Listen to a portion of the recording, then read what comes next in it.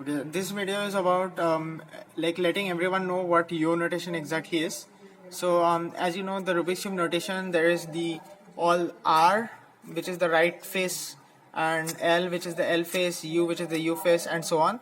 And U notation is kind of something that wants to remove the R prime, R2, and all that stuff, because we just need some letters, and out of which we can make meaningful chunks and memorize.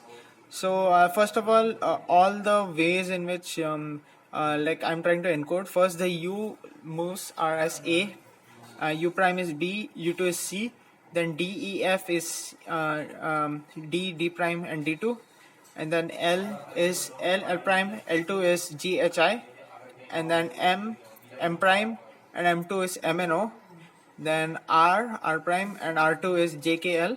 This is somewhat like I've done it on my own basis. You can kind of do it according to you. Like if you don't use the letter K that much while you're memoing anything, so you can remove it. Then S, S prime and S2 is STU. E, E prime and E2 is PQR. Again, there is no correlation whatsoever with E being assigned to P and E prime. And this was done at the last, so whatever was the remaining letters, I just clubbed it up. And then we have F, F prime, F2, which is V, W, X, and B, B prime, and I have not included B2 because I have ran out of letters, and B moves always should be avoided, so yeah, B is Y and B prime is Z.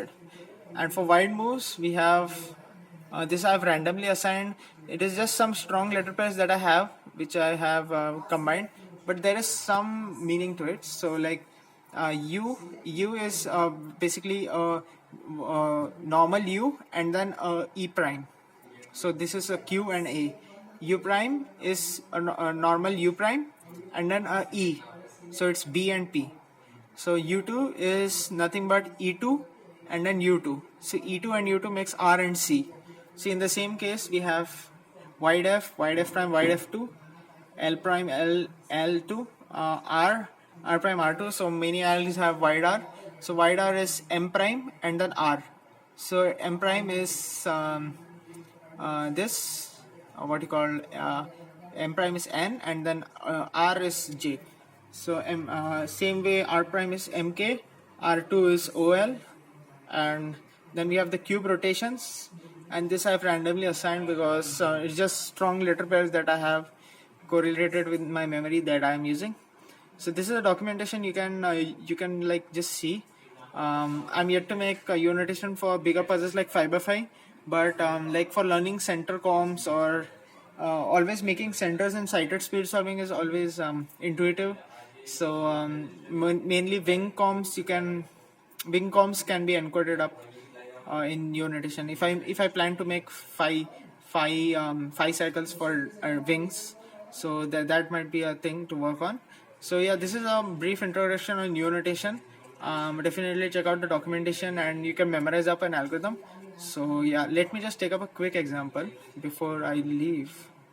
So if I have a commutator, so I'll just remember the setup moves as K, E, B, and then I'll just do a comma and then this for move, which includes the insertion and the interchange. So K, E, K, D, J, A.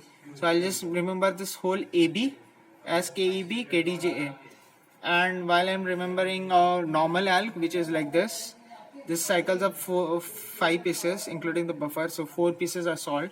So F2 M prime, F prime E2 F prime, L prime F E2 F prime, wide L.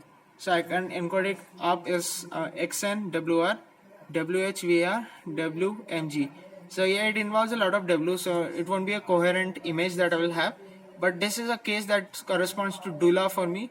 So Dula is some kind of a person for me, and then this is a X-Men war for me. Then this is whatever for me, and this is like a W-shaped mug for me. So X-Men says whatever in a war, and he drinks up coffee from a W-shaped mug. So that can be the image that I can have. So it kind of helps in memorizing this alg, because memorizing this algs in itself is very hard. So making a U notation for it is always good. So yeah, thank you for